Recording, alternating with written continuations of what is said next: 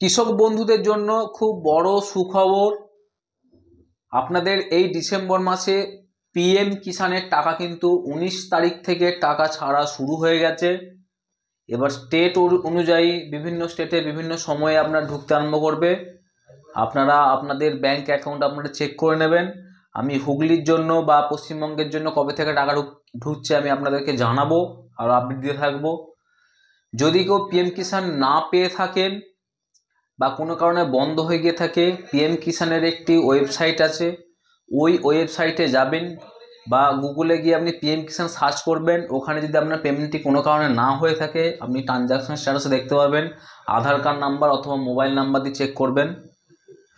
আর যদি আপনারা পিএম কিষাণ নতুন অ্যাপ্লাই করে থাকেন, আপনাদের যে এগ্রিকালচার অফিস আছে সেই অফিসে গিয়ে যোগাযোগ করলেই হবে।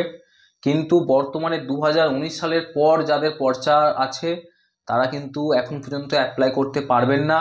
নতুন 2025 পর্যন্ত আপডেট শুনছি নিয়ে আসবে, এখন পর্যন্ত আপডেট হয়নি। যদি নিয়ে আসে নতুনেরও আবেদন করতে পারবেন। এবং ইনকাম ট্যাক্স যারা দিচ্ছেন তারা কিন্তু পিএম কিষাণের আবেদন করবেন না। সরকার থেকে বলাই আছে কেবলমাত্র যারা কৃষক তারাই ভাতাটি পাবেন।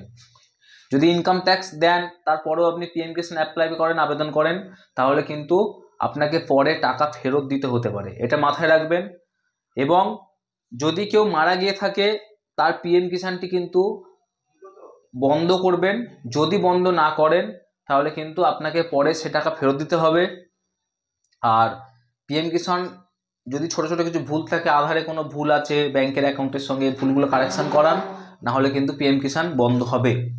ধন্যবাদ। আরও বিশদে কিছু জানার থাকলে আপনারা আমাকে কমেন্ট বক্সে কমেন্ট করুন।